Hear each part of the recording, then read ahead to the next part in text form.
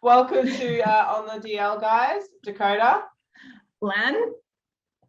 And today we are covering challenges, or group challenges, gym challenges, all the challenges you can possibly think of. We're going to cover.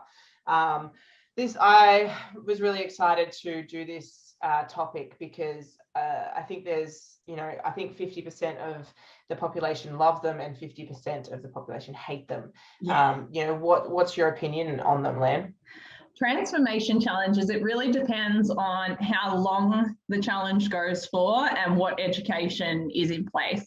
So if it's a 9-week challenge to lose 9 kilos and someone wins 10 grand at the end of it, I'm not a big fan because people are going to do stupid things, aren't they? 10 grand at the end, I'll starve myself for 9 weeks, that's fine, that's not an issue. They win the 10 grand, but then they put the weight back on, feel horrible about themselves, and was it all really worth it? Well thought out challenges can be useful, but for a very small subsection of the population, right? So yeah.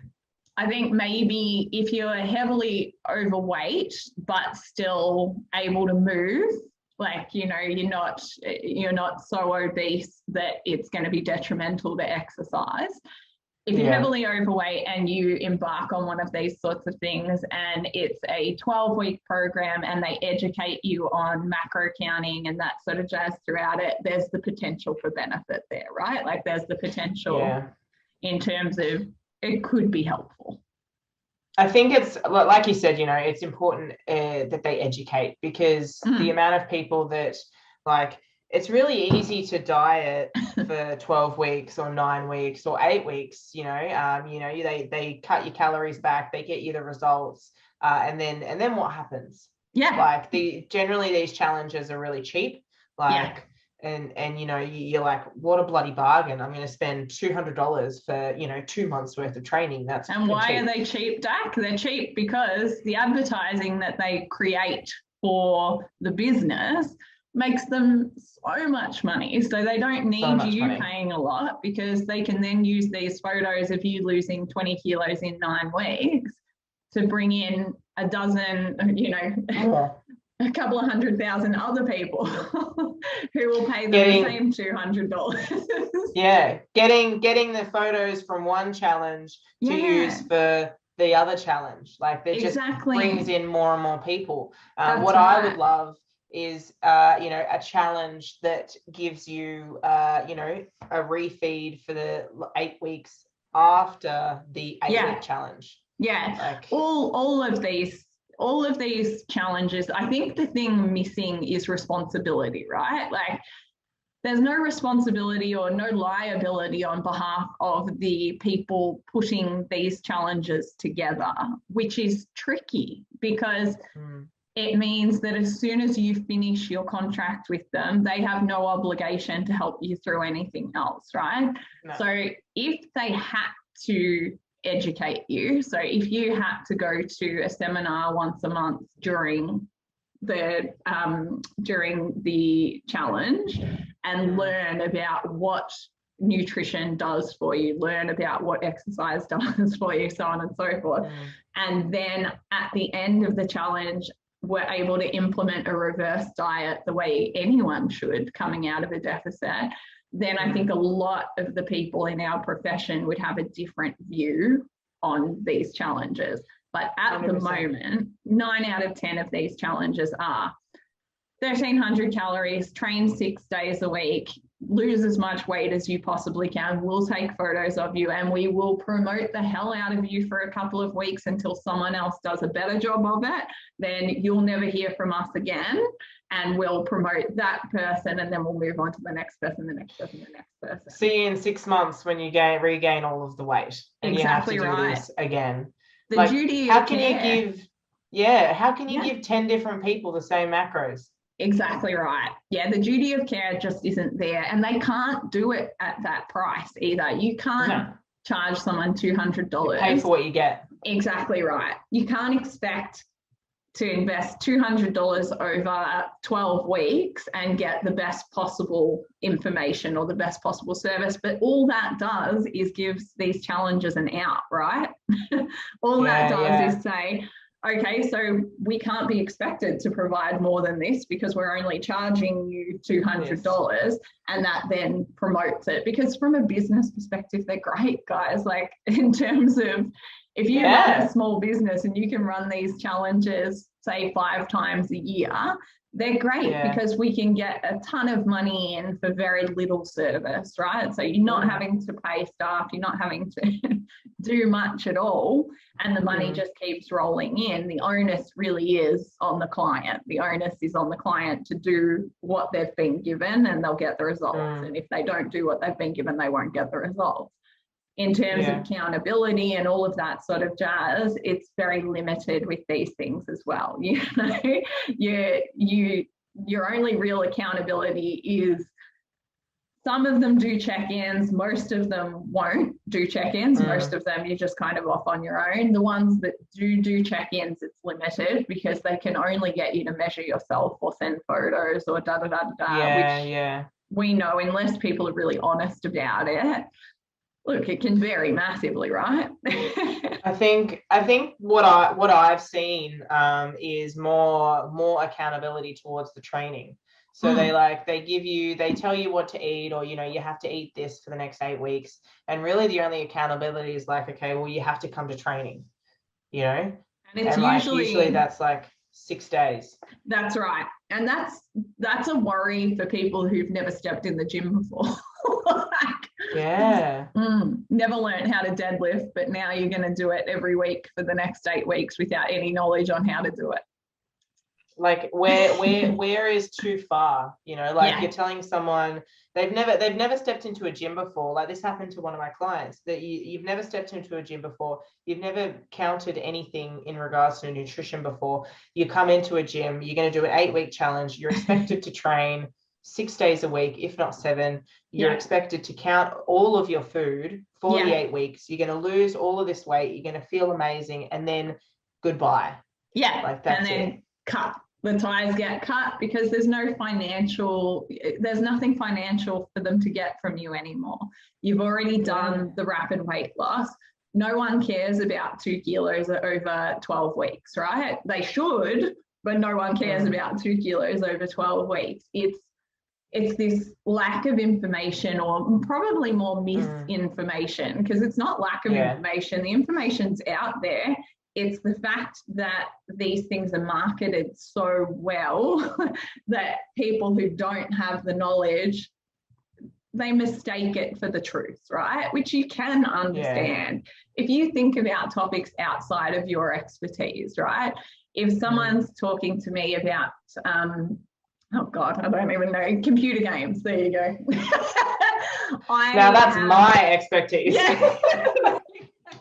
So Dak can give me some feedback on this. But if someone's talking to me about video games, I'm most likely going to believe whatever they're saying. So you could pretty much tell me just about anything about a video game, and I'm not going to know any different. So I'm not going to question you on it. What's your motive to lie to me, right? I don't perceive you as having a motive to lie to me, so I believe what you're saying. The problem is there is a motive for these companies to fib to you, right? It's money. Money's always the motive. And it's not this. We're not saying that these people set out, the people that run these challenges, we're not saying that they set out. They're not evil. No, they're not. They're not setting out to set you up for failure. They found something that works really well to achieve a certain goal, and they've marketed it really, really well, and probably at some point it's lost its individualization, because most of these things start small. Very few of them actually start big, you know. So I think well, 100% right. You know, they're not out to hurt people. They've just staggered upon a brilliant business model. Exactly right. That has a huge revenue, and unfortunately it's giving people, you know, eating disorders, or, you know, a fear of food, or you know, teaching them that if they want results they have to do overtraining and under eating. Yeah, and that's the side of it you and I see. So you and I get to see the people who have had the after effects. Success, but have then ended up in a really bad position, right? So they've I'm going to give a random example. This is not an actual person, but say someone goes to one of these challenges, loses 25 kilos, comes out, feels lost, can't maintain the 6 training sessions a week, can't maintain the 1,300 calories a day, puts back on 30 kilos instead of the 25 that they've lost. Then their self-esteem goes under, their understanding of food goes under, because now their association is I have to starve myself and train 6 days a week to get anywhere. All of a sudden, we're now dealing with a psychological issue, which was previously a physiological issue. So had we achieved that same recomposition or body fat loss or over a longer period of time with more manageable, reasonable interventions, that person would still be progressing to this day. But unfortunately, it flips and it goes into the other realm, which is now we have things like binge eating disorders, we have disordered eating behaviors, so on and so forth. And that's tricky. That's really tricky, because you, as a coach, right, Dak, you and me both, we're not qualified to give out psychological advice. We can give you tips and we can try and listen and we can help to a certain extent. But once it becomes a psychological issue, really there's limited resources available for people to reach out to, because not everyone can afford $180 out of pocket to see a psychologist once a week, right? Yeah. And I think that's why it's so dangerous, because I mean, well, obviously it's not healthy. You know, from that, plain and simple, it's just not fucking healthy. But also like the mental damage after you do all this is going to take longer to repair than you actually just losing the weight again. Like that's like so dangerous. Yeah, so 9 weeks of feeling fantastic and seeing this achievement and feeling like you've done something amazing, all undone by 4 weeks of overeating, not moving, and then you end up back at square one, if not worse, and then looking at it from a completely different perspective, because you either go into a cycle, which is, okay, let's just do the challenge again. The challenge worked really well, so I'll go do that again. Or you rebel the other way. You say, what's the bloody point? That, you know, nothing's going to work. I can't keep that up for my entire life, so why would I even bother to try? When really, we know the more sustainable approach is the one we should be taking, right? It's not as pretty. It's not as exciting. You know, when we say to people to not focus so much on the scales, initially they hate us for it, right? Like they want to believe that it's as simple as if the scales are going down, you're getting where you want to go. Scales don't track health. They don't track body composition. They don't track anything other than your relationship with gravity, right? So we need to be more aware of what should motivate us. It should motivate you that you can walk up and down the stairs without being puffed out. That should be a huge motivator. It should be a huge motivator that you can get out of your chair and not be in pain. It should be a huge motivator that your sleep is improving, your energy levels are improving, so on and so forth. All of those things should be a massive focus, but they're not, because the scales will undo them with one click, right? You step on those scales after a week of eating well and doing what you're supposed to do, and they go up instantaneously. Everything else, everything else that you've done during the week, Dak's like, who's coming in?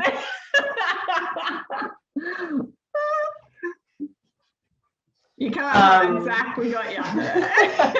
But instantaneously, it wipes it all out, doesn't it? You just immediately go, oh, well, if the scales have gone up, then clearly everything that I'm doing is not working. Like, I think there was a challenge. I won't name the gym, but there was a challenge where somebody who lost a significant amount of weight, like in terms of weight loss. They won, but there was someone there who lost a lot of body fat, but gained muscle. So I would say that they had a larger better. transformation. Yeah. They would have a larger transformation, but obviously they saw that, well, the scale, the scale weight is, overall a lot better. Like, I would love it if they had a challenge that it was recomposition instead of just how low can you drop those scales. But you know why they don't do that, Gorge, because then they have to invest money in professionals to take skin folds or DEXA scans or da-da-da-da. And then the comparison, how do you compare a male versus a female in lean mass gain and fat loss when you know that the potential is greater in a male? Is going to, yeah, 100%. Okay, only a female that gains 50% of that is still better off than the male and so forth. So they don't want it to be complicated, because if it's complicated, they have to invest more money into it. Gorgeous one. We do skin folds. Every time I see you, we do skin folds, and then we go through and we talk through the who, what, when, where, and why, right? Because they're not always going to do what you want them to do. Sometimes inflammation plays a role, or the skin folds won't match the circumferences because you've got your period or you're due for your period and you're holding a bucket load of fluid, your centimeters went up 5 centimeters, but your skin folds are the same, right? So it's all of this information that without understanding, you can't really apply. So the reason that they don't do that, which is what they should do, is because they don't actually care about the outcome. It's the marketing. They would have to, well, for one, they would have to pay the coaches more if they had that education behind them. But also, coaches who have that education behind them probably aren't going to work for these gyms. Not unless they are willing to make big change, right? Like if a gym approached you and me, say Pro Raw came to us and they said, we want you to design a challenge that's ethically more suited to people than what's currently out there. So what can we do to offer a challenge that has all of the same benefits in terms of camaraderie, pushes people, but takes out of the equation all of the crap that's currently going on? You and I could quite happily come up with a scenario that would suit that, right? But we would demand the education component. We would demand that it's not 6 weeks, it's 12 to 16 weeks minimum, right? We would also demand that there had to be a education, a seminar or something at the end where we teach them how to move forward after the challenge. If all of those things were implemented and if there was true specificity, challenges wouldn't be an issue, but they also wouldn't make money. No. I mean, they change a lot of people's lives for the better. Yeah. But definitely way less profit, unfortunately. That's it. And really unfortunately, that is the bottom line for most of these things. And you do understand that companies have to make money. You can't, you can't judge them on that. All we're doing is saying maybe the ethical side of it should be pulled up a bit more. Maybe there should be more responsibility placed on what happens afterwards, because there are people that get quite ill on these things as well.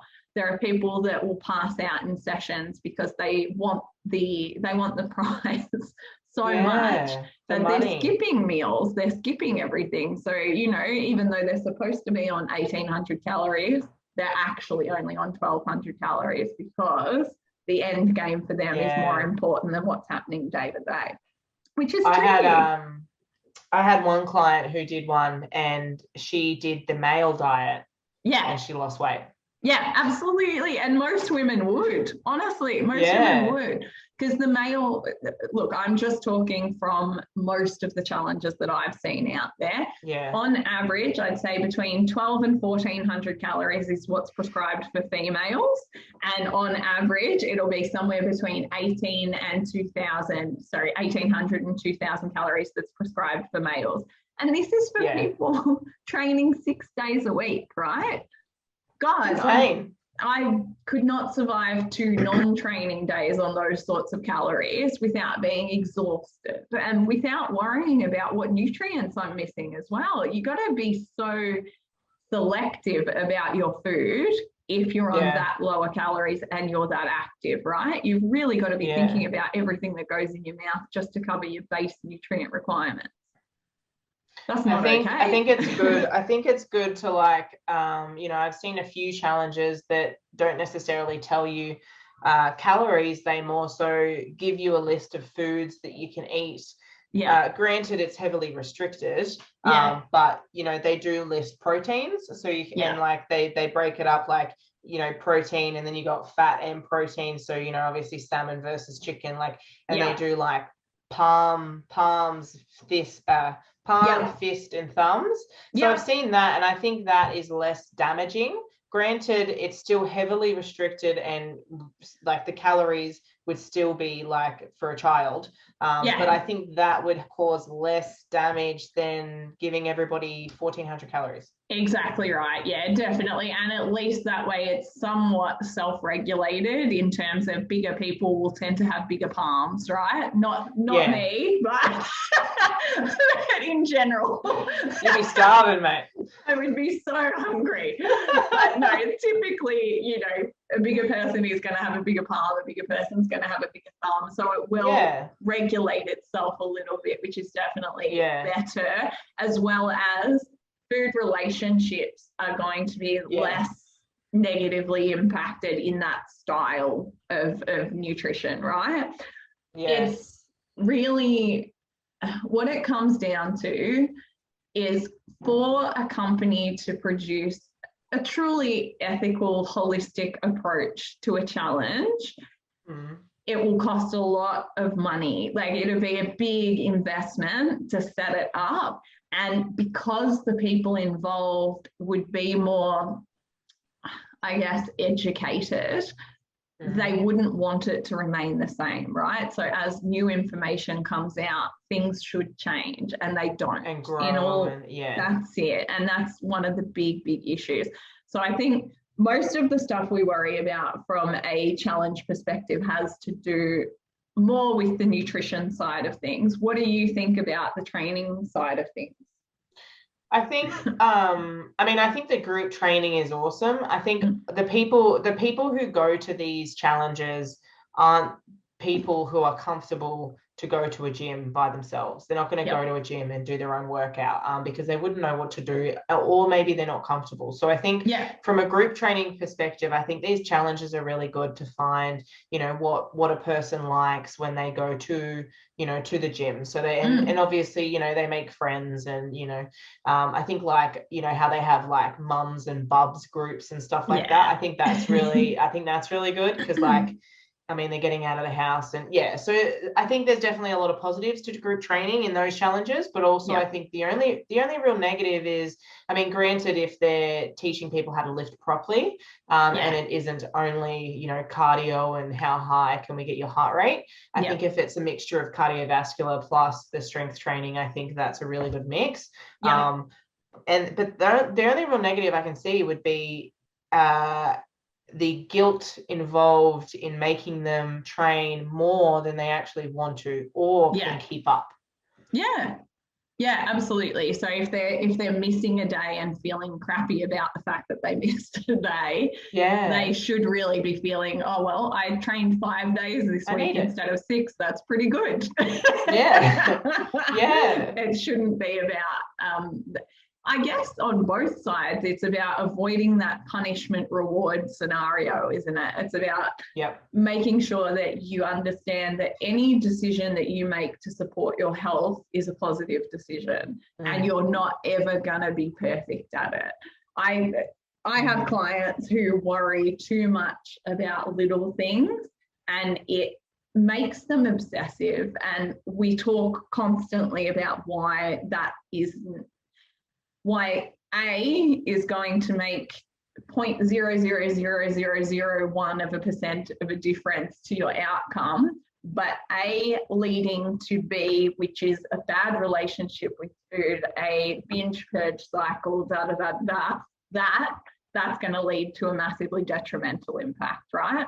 So it's about pulling it back and understanding that anything you do to positively impact your health is a good thing, and you should be happy that you've done it, not guilty that you missed a session. Yeah. Like the significant difference between training 4 and 5 days is nothing. No. Like it's so minimal. Yeah. And people stress themselves out about it. Like, you know, Completely. they want to train every single day. And it's like, you don't actually have to train that much. Or, you know, as long as you're going in and giving your all to your session and putting, you know, training with intent, you could do 4 days of 100% focused training and get way more out of 6. You just get a negative stress response from 6. That's right. I think, that's actually a really good point. That's probably something that can't be controlled in these circumstances as well. So recovery, stress response, all of that sort of jazz, because look, they can only put together the group sessions for the group. They can't put it together for you as an individual. So there will be some people who are educated enough to sort of say, actually, say, for instance, you mentioned mums and bobs before.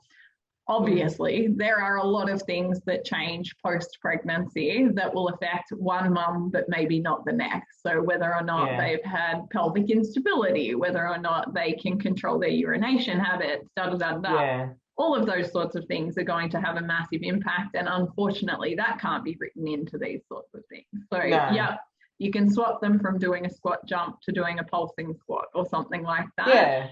But it is going to reduce the efficacy of the program overall, because it's not a direct swap, right? We know it's not a direct swap. Same, you know, I don't know.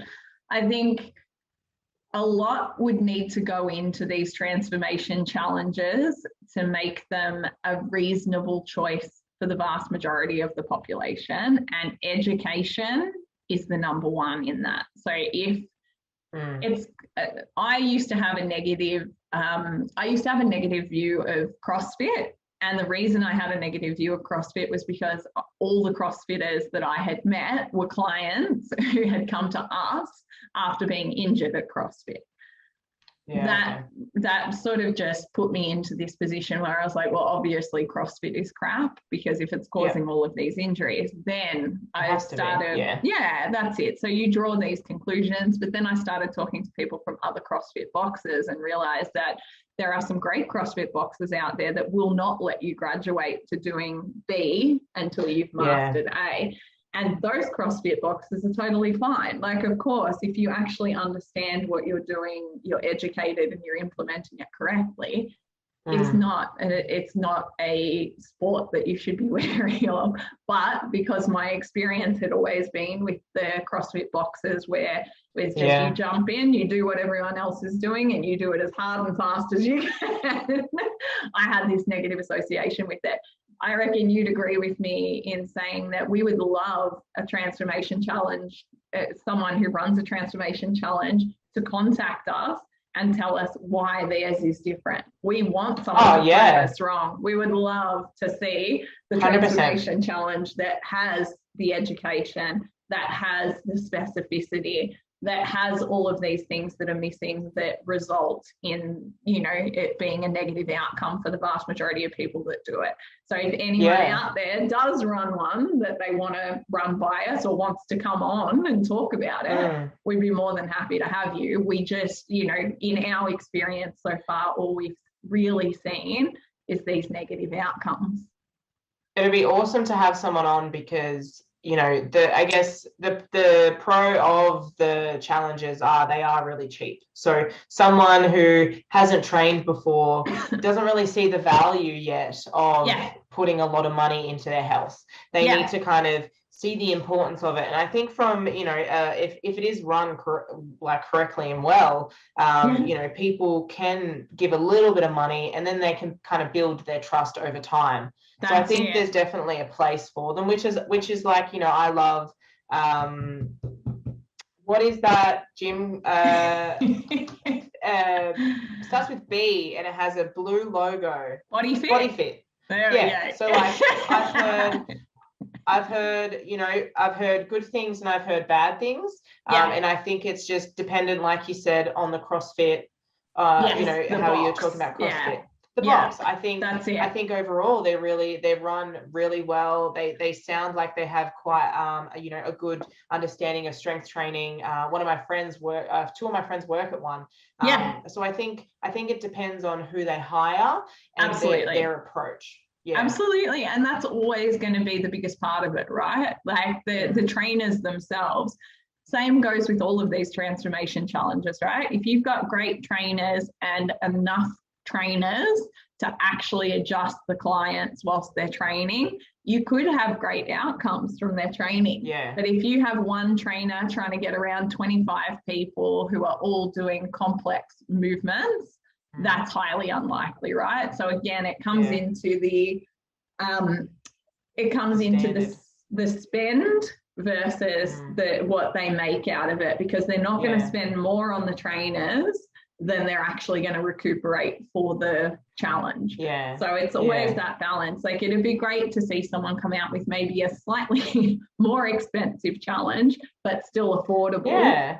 Market it really well and have good coaches, have people who actually understand nutrition, not doing one-on-one, but giving proper feedback when people need it. You know, some people are great at following a plan.